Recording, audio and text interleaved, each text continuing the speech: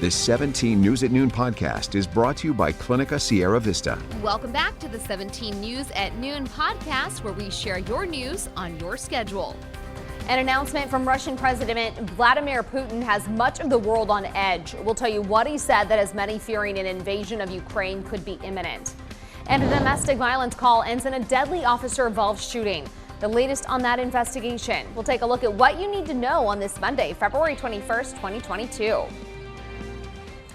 Good afternoon. Thanks for joining us for 17 News at Noon. I'm Maddie Jansen. And we begin with world news this afternoon. Russian President Vladimir Putin said he would decide later today whether to recognize the independence of separatist regions in eastern Ukraine, a move that would ratchet up tensions with the West amid fears that Moscow could launch an invasion of Ukraine imminently.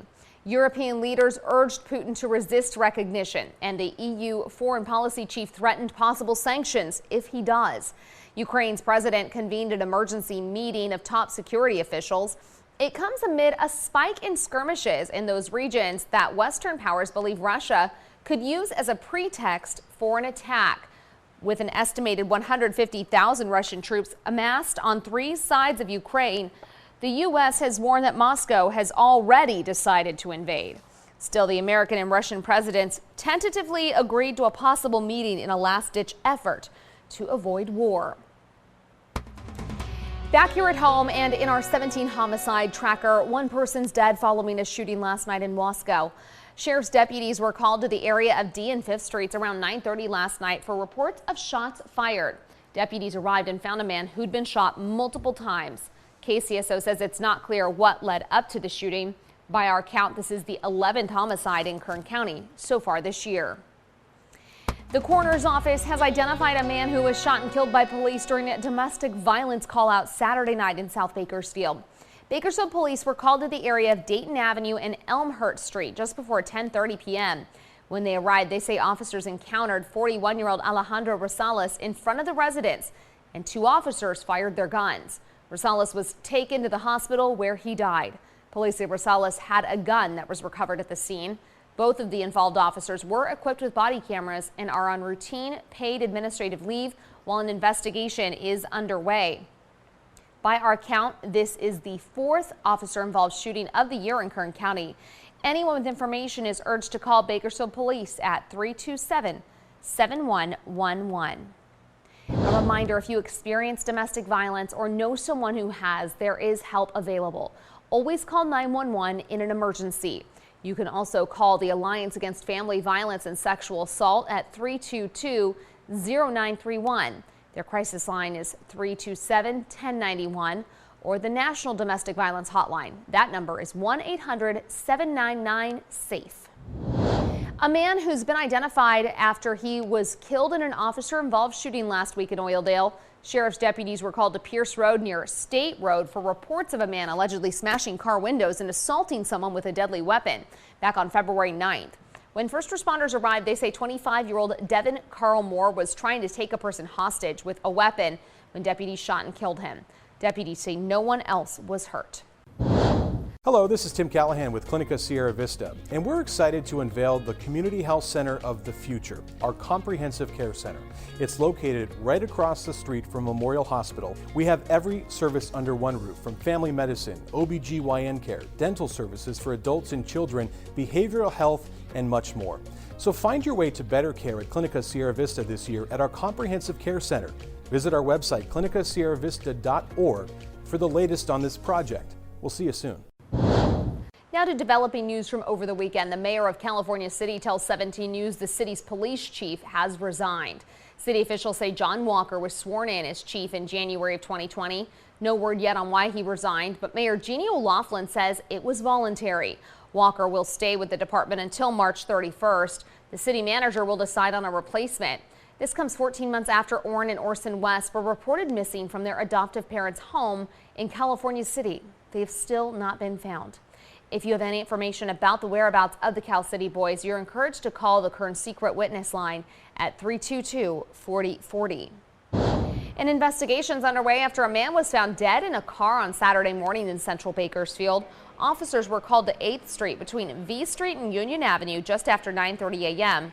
for reports of a suspicious vehicle parked in front of a home. Officers arrived and found the body of 33-year-old Gerardo Zamaran of Bakersfield with what they're calling obvious trauma. No word yet on how he died. Today, the two families of two Porterville firefighters who died while battling a fire at the Porterville Library will be honored by first responders from across the state. Last week marked 2 years since Captain Ray Figueroa of Delano and firefighter Patrick Jones were killed. On Friday, the city unveiled a flagpole and monument outside fire department headquarters to honor the heroes. They were inside fighting the flames and searching for a woman who they thought was still inside. Turns out she wasn't in the building, but the two men never made it out. Two teenagers are still facing murder and arson charges for the fire. Today, a flag will be presented to the mothers of both firefighters with signatures of other first responders from across the state at the Porterville Fire Department. 17 Court Watch now. The driver in the suspected street racing crash that killed a local 19-year-old was in court Friday. Seated in a wheelchair with his right leg heavily bandaged, 35-year-old Iqbal Singh pleaded not guilty. A $10,000 reward is being offered for information leading to the motorcyclist involved in the alleged street race that killed 19-year-old Bianca Flores. Anyone with information should call Kern Secret Witness line at 322-4040. The family of a teen who was killed in a hit-and-run crash is inviting the community to a funeral service tomorrow. 16-year-old Angel Baruman was hit by a car as he rode on his skateboard on Niles Street near Brentwood Drive back on January 25th. Baruman was taken to Kern Medical, then airlifted to Valley Children's Hospital, where he later died. Tomorrow's service will be held at 10 a.m. at Basham Funeral Care on Niles Street. Attendees are asked to wear lavender, Angel's favorite color. Today marks 9 months since 12-year-old Amaya Alexander was gunned down in front of a family member's home in central Bakersfield, and still no arrests. Family members say Alexander was walking outside to get some fresh air when she was killed. The shooting happened at a home on L and 11th Streets back on May 21st. Kern Secret Witness is offering a reward of up to $5,000 for information that could lead to the arrest of her killer. If you have information about the shooting, call Kern Secret Witness at 322-4040. Education news now. A local school board has voted to censure one of its own. By a 3-1 vote, Fairfax trustees last week voted to censure current member and former board president Palmer Moland. Moland has been in the news on multiple occasions due to accusations of abusive and bullying conduct toward classified employees in the district, in addition to other behavior in violation of the board's bylaws. The board says an investigation found those accusations to be true. In addition, Moland's credibility was taken into question, with investigators finding evidence he'd been untruthful in many of his communications. No formal punishment for a censure. It is essentially a public statement expressing the board's extreme disapproval of Moland's behavior as a district trustee. The 17 News at Noon podcast is a production of KGET and Nexstar Media Group. For more on all of the headlines in today's show, head to kget.com.